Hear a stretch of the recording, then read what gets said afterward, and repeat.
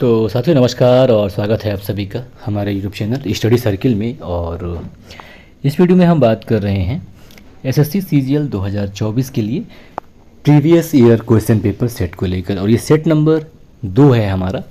तो इससे पहले हम एक चीज़ बात कर लें कि जो टीयर 1 की तैयारी कर रहे हैं हम, तो टीयर 1 की अगर हम कट ऑफ की बात करें कि 2023 में क्या था, 2022 में क्या था, 2021 में क्या था, तो 2022 में काफ़ी कम गया था 2021 की अपेक्षा।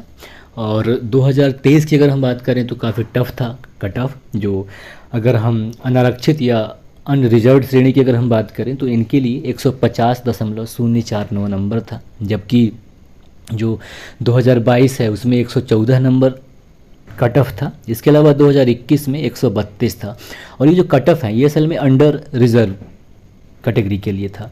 और रिजर्व कैटेगरी की अगर हम बात करें तो एससी को मतलब जो एससी कैटेगरी से हैं उन्होंने 2023 में, यानी कि उनके लिए जो कट ऑफ था वो 126.68 था 200 में, जबकि 2022 में यह 89 यानी कि 89.08% था परसेंट नंबर था, जबकि 2021 में यह 100 नंबर था 100.93।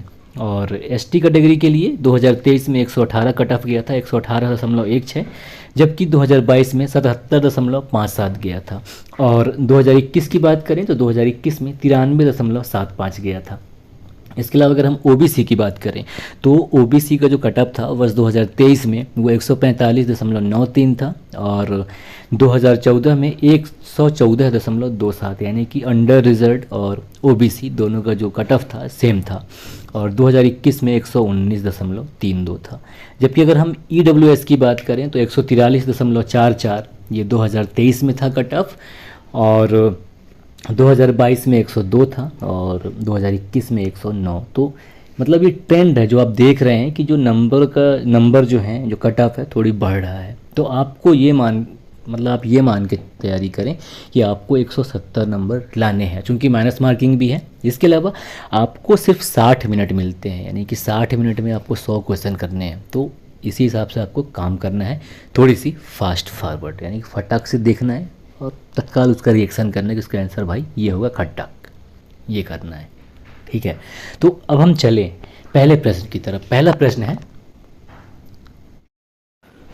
तो प्रश्न ये था कि मरणोपरांत प्रथम भारत रत्न किन्हें दिया गया। विकल्प दिए गए हुए हैं एमजी रामचंद्रन, बीआर अंबेडकर, के कामराज या लाल बहादुर शास्त्री। बताना है कि इनमें से किन्हें मृत्यु के बाद भारत रत्न प्रदान किया गया। सबसे पहले तो यहाँ पे सही विकल्प डी हो जाएगा कि लाल बहादुर शास्त्री, जो कि देश के प्रधानमंत्री थे, उनको मृत्यु उपरांत सबसे पहले भारत रत्न प्रदान किया गया था। इसका मतलब ये हुआ कि जो भारत रत्न का पुरस्कार है ये मृत्यु के उपरांत प्रदान नहीं किया जाता था। लेकिन जनवरी 1966 में इसमें संशोधन करते हुए पूर्व प्रधानमंत्री श्री लाल बहादुर शास्त्री जी को इस पुरस्कार से सम्मानित किया गया, और ये ऐसे पहले व्यक्ति बने। अब भारत रत्न की अगर हम बात कर लें तो ये जो भारत रत्न उपाधि है इसका अर्थ होता है भारत का रत्न। तो ये जो पुरस्कार है भारत सरकार के द्वारा प्रदान किया जाने वाला सर्वोच्च नागरिक पुरस्कार होता है, जो कि ऐसे विशिष्ट व्यक्तियों को प्रदान किया जाता है जिन्होंने उच्चतम कोटि का कार्य किया हो। और सबसे पहली बार यह पुरस्कार सन 1954 में प्रदान किए गए, और मूल रूप से यह सम्मान यानी कि भारत रत्न का जो सम्मान है उन व्यक्तियों को प्रदान किया जाता था जिन्होंने कला, विज्ञान, साहित्य एवं जनसेवा के क्षेत्र में सर्वश्रेष्ठ उपलब्धि प्राप्त की हो। लेकिन दिसंबर 2011 से इसके मापदंडों में बदलाव किया गया और किसी भी क्षेत्र में मानवीय प्रयास को सम्मिलित करने के लिए इसको विस्तृत कर दिया गया। और जब भारत रत्न का चयन किया जाता है कि किन्हें प्रदान करना है, तो इसके लिए जो भारत के प्रधानमंत्री होते हैं ये अपनी संस्तुति जो है राष्ट्रपति को भेजते हैं, और राष्ट्रपति जो है इस पुरस्कार के लिए किसी भी एक वर्ष में अधिकतम 3 व्यक्तियों का चयन करते हैं। लेकिन अभी क्या हुआ कि वर्ष 2024 के लिए 5 लोगों को यह पुरस्कार प्रदान किया गया है, जबकि वर्ष 2023 में किसी भी व्यक्ति को प्रदान नहीं किया गया था। तो अगर हम बात करें कि 2024 में किन्हें यह पुरस्कार प्रदान किया गया है, तो इसमें शामिल हैं कर्पूरी ठाकुर और MS स्वामीनाथन, भारत में श्वेत क्रांति के जनक, जिनका पूरा नाम है मकोम्बो सदाशिवम स्वामीनाथन। इसके अलावा PV नरसिम्हा राव यानी कि पामुल पर्थी वेंकट नरसिम्हा राव, और चौथे नंबर पर हैं लाल कृष्ण आडवाणी जी, जिन्हें घर जाकर प्रदान किया गया, और चौधरी चरण सिंह को प्रदान किया गया। तो चौधरी चरण सिंह को यह पुरस्कार मृत्युपरांत प्रदान किया गया। ठीक है, तो कुल वर्ष 2024 में 5 लोगों को भारत रत्न पुरस्कार से सम्मानित किया गया है। तो ये आपको ध्यान रखना है, मे भी करंट अफेयर में पूछ सकता है। ठीक है, और प्रश्न नंबर 2 देखेंगे जो कि भूगोल से संबंधित है कि निम्नलिखित नदियों में से किसका उद्गम भारत में नहीं हुआ है, यानी कि इनमें से कौन सी नदी है जो भारत में उद्गमित नहीं होती है। विकल्प है सतलज, रावी, चेनाब और व्यास। तो यहाँ पे सही विकल्प ए हो जाएगा कि सतलज नदी जो है इसका उद्गम भारत में नहीं हुआ है, बल्कि इसका उद्गम जो है पश्चिमी तिब्बत में मानसरोवर झील के पास राकस ताल झील से होता है। और जो सतलज नदी है सिंधु नदी की सबसे पूर्वी सहायक नदी है। इसके अलावा सतलज नदी को शतद्री नदी के नाम से भी जाना जाता है, और ये सिपकिला दर्रे से भारत में प्रवेश करती है, जो कि भारत और तिब्बत के मध्य स्थित एक दर्रा है। यानी कि अगर सवाल ये पूछे कि जो सतलज नदी है भारत में किस दर्रे से प्रवेश करती है, तो वो सिपकिला दर्रा है। और भारत के संदर्भ में इस नदी के किनारे औद्योगिक शहर लुधियाना स्थित है, जो कि पंजाब राज्य में है। इसके अलावा भाखड़ा नांगल डैम जो है इसी नदी पर निर्मित है, और इस नदी की लंबाई जो है 1450 किलोमीटर है। इसके अलावा उंगती चू और पारे चू ये जो नदियां हैं ये सतलुज नदी की सहायक नदी है। ठीक है, अब रावी नदी की अगर हम बात करें तो इसका उद्गम जो है हिमाचल प्रदेश में रोहतांग दर्रे से होता है, जबकि चेनाब नदी की अगर हम बात करें तो इसका भी जो उद्गम है हिमाचल प्रदेश में ही होता है, लाहौल और स्पीति में। तो ये चंद्रा और भागा 2 नदियों के मिलने से चेनाब, जब दोनों आपस में मिल जाती हैं तो चेनाब कहलाती है। जबकि व्यास नदी की बात करें तो इसका भी जो उद्गम है हिमाचल प्रदेश में ही है, रोहतांग दर्रे से होता है ये व्यास नदी। ठीक है, अब प्रश्न नंबर 3 देखेंगे। प्रश्न नंबर 3 जो है भारतीय संविधान एवं राज्य व्यवस्था से है। तो प्रश्न ये है कि भारत के सर्वोच्च न्यायालय के संदर्भ में कौन सा कथन सही है। इसका केवल मूल क्षेत्राधिकार है, इसका केवल अपीली क्षेत्राधिकार है, इसका केवल परामर्श संबंधी क्षेत्राधिकार है, या इसका मूल अपीली और परामर्श संबंधी क्षेत्राधिकार है। तो यहाँ पे सही विकल्प डी हो जाएगा कि जो इसके क्षेत्राधिकार है मूल क्षेत्राधिकार आता है, अपीली क्षेत्राधिकार आता है और परामर्श संबंधी क्षेत्राधिकार भी आता है। इसके अलावा जो अन्य क्षेत्राधिकार है अगर हम उसकी बात करें तो इसमें शामिल है न्यायाधीश क्षेत्राधिकार, सलाहकार क्षेत्राधिकार और अभिलेखों का न्यायालय होना, साथ ही साथ न्यायिक समीक्षा की शक्ति, ये सभी इसके क्षेत्राधिकार में शामिल हैं और अन्य शक्तियाँ भी शामिल हैं। ठीक है, अब थोड़ी सी हम भारत के सर्वोच्च न्यायालय की बात कर लें। अब संदर्भ ये है कि अभी हाल ही में जो भारतीय दंड प्रक्रिया संहिता थी और भारतीय दंड संहिता, इन दोनों को खत्म करके इनकी जगह नए कानून लाए गए हैं, संशोधित कानून, जिनका नाम भी बदल दिया गया है, भारतीय न्याय संहिता और भारतीय नागरिक सुरक्षा संहिता। तो इसी संदर्भ में देखें अगर हम भारत के सर्वोच्च न्यायालय को, तो जो भारतीय संविधान का अनुच्छेद 124 है यह सर्वोच्च न्यायालय के गठन और स्थापना से संबंधित है और 124 में ही लगभग सर्वोच्च न्यायालय के बारे में संपूर्ण बातें बता दी गई है कि इसमें कितने जज होंगे, उनको नियुक्त करने का क्या प्रावधान है, उनका उम्र क्या होगा और उनका जो योग्यता है वो क्या होना चाहिए, सब इसी में बता दिया गया है। तो जो भारतीय संविधान का अनुच्छेद 124 है वह भारत के सर्वोच्च न्यायालय से संबंधित है और भारत का जो सर्वोच्च न्यायालय है इसका गठन 28 जनवरी 1950 को किया गया था। ठीक है, तो अब 124(1) को देखिए अगर हम, तो जो भारतीय संविधान की धारा 124 है ये कहता है कि भारत का उच्चतम न्यायालय होगा जो कि भारत के मुख्य न्यायमूर्ति और जब तक संसद विधि के द्वारा अधिक संख्या विहित नहीं करती है तब तक 7 से अनधिक अन्य न्यायाधीशों से मिलकर बनेगा। इसका मतलब ये हुआ कि संविधान के प्रारंभ में जो सर्वोच्च न्यायालय है या उच्चतम न्यायालय है इसमें न्यायाधीशों की मूल जो कुल संख्या थी वो 1 + 7 यानी कि 8 थी। तो अब क्या है कि इस बाद में सर्वोच्च न्यायालय में न्यायाधीशों की संख्या को बढ़ाया गया। तो अगर वर्तमान समय की अगर हम बात करें वर्ष 2024 की, तो वर्तमान में 1-33 है, यानी कि कुल जो है सर्वोच्च न्यायालय में न्यायाधीशों की संख्या वर्तमान समय में 34 है। जबकि 1986 में 1+10 11 था, फिर 1960 में थोड़ी सी संसद विधि बनाई और न्यायाधीशों की संख्या को बढ़ाया तो ये 14 हो गया। 1978 में 18 हुआ, 1986 में 26 किया गया और 2009 में 31 किया गया और 2019 में बढ़ाकर अब 1-33 यानी कि 34 कर दी गई है। ठीक है, अब न्यायाधीशों की नियुक्ति की अगर हम बात करें तो हम बात कर रहे थे सर्वोच्च न्यायालय के न्यायाधीशों की नियुक्ति के बारे में। तो देखिए ऐसा है कि सर्वोच्च न्यायालय के जो न्यायाधीश हैं उनकी नियुक्ति जो है राष्ट्रपति करते हैं, और जो मुख्य न्यायाधीश होते हैं सर्वोच्च न्यायालय की उनकी नियुक्ति जो है वो राष्ट्रपति अन्य न्यायाधीशों एवं उच्च न्यायालयों के न्यायाधीशों की सलाह के बाद करते हैं। इसी तरह जो अन्य न्यायाधीश होते हैं उनकी नियुक्ति भी की जाती है।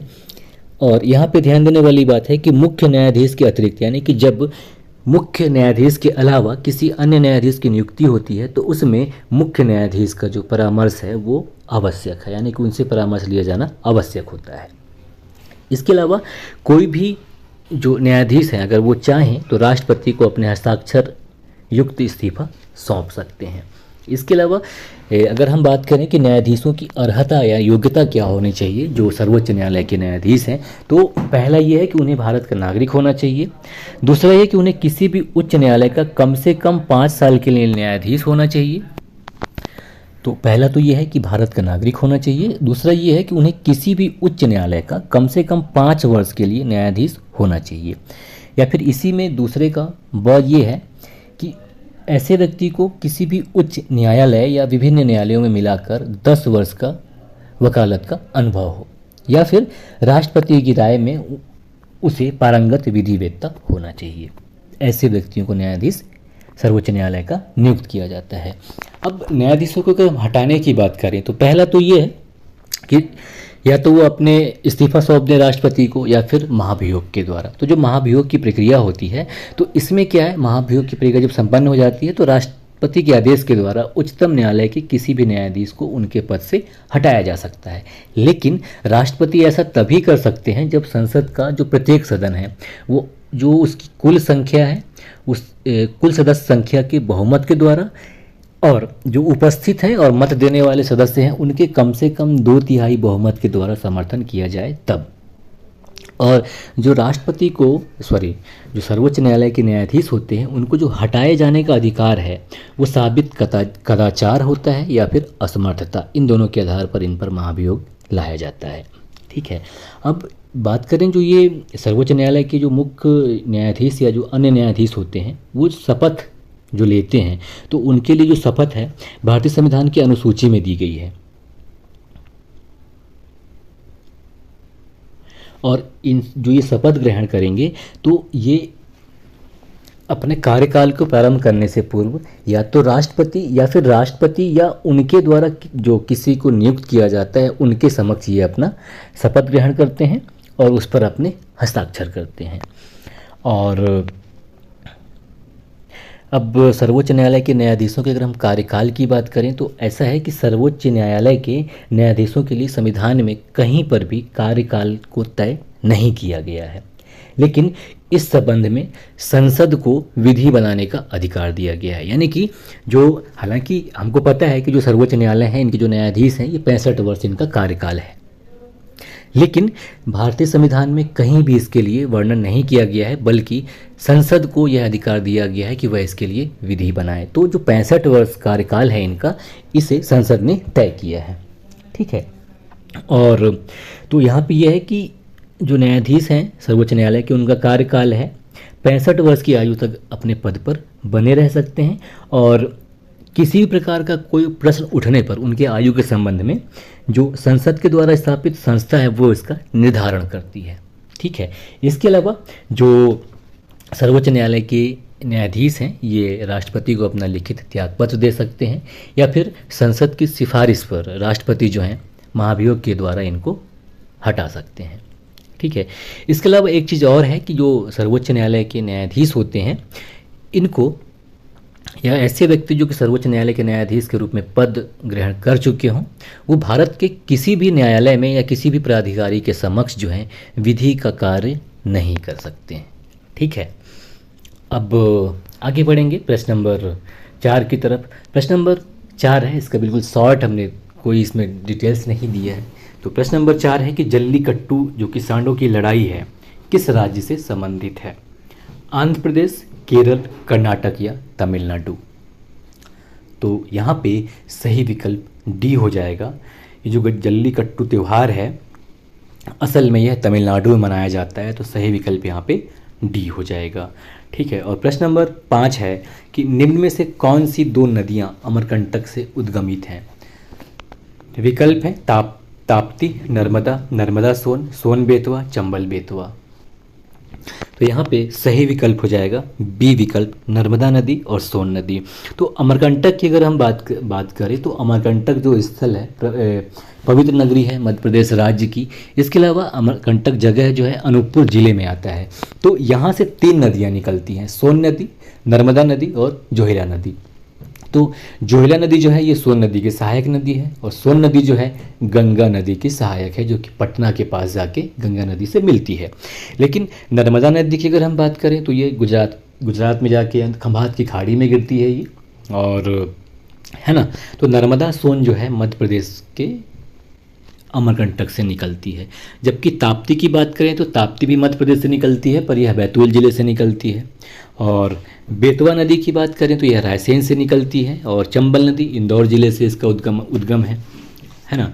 अब आगे बढ़ें, प्रश्न नंबर 6 देखें। प्रश्न नंबर 6 है कि कौन सा स्थान ब्रह्मा के मंदिर तथा पशुओं के मेले के लिए प्रसिद्ध है? यहाँ पे देखिए 2 चीज़ बोला है, ब्रह्मा जी का मंदिर और पशुओं का मेला, तो इसलिए कंफ्यूज नहीं होना है। विकल्प है यहाँ पुष्कर, सोनपुर, सूरजकुंड, उज्जैन।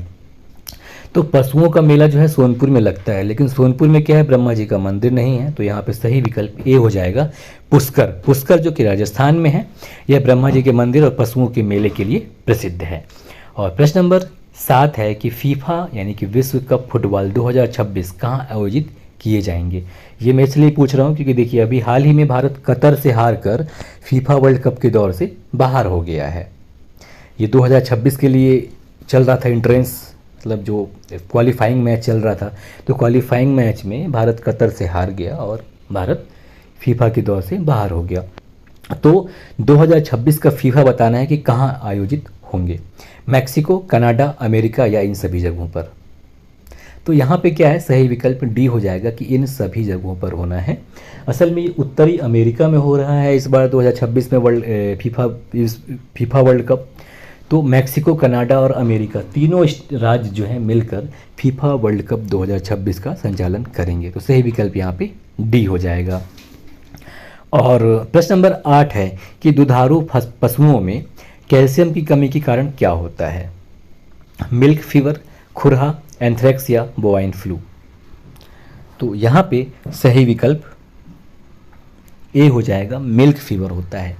ठीक है, और प्रश्न नंबर 9 है कि बनारस हिंदू विश्वविद्यालय एक्ट 1915 से बनारस हिंदू विश्वविद्यालय की स्थापना का मार्ग प्रशस्त हुआ।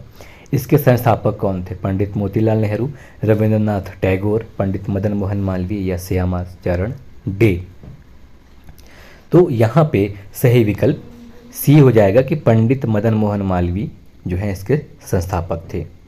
ठीक है, अब हमारा अंतिम क्वेश्चन है कि ध्वनि तरंगें नहीं चल सकती हैं ठोस माध्यम में, द्रव माध्यम में, गैसी माध्यम में या निर्वात में?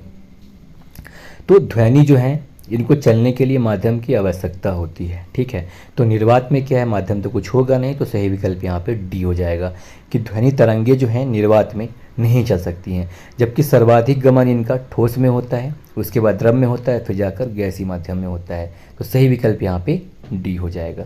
तो साथियों ये था प्रीवियस ईयर क्वेश्चन पेपर का सेट 2, बाकी सेट 3 जल्दी ही लेकर आ रहे हैं। तब तक के लिए व्यस्त रहें, मस्त रहें और नमस्कार, जय हिंद।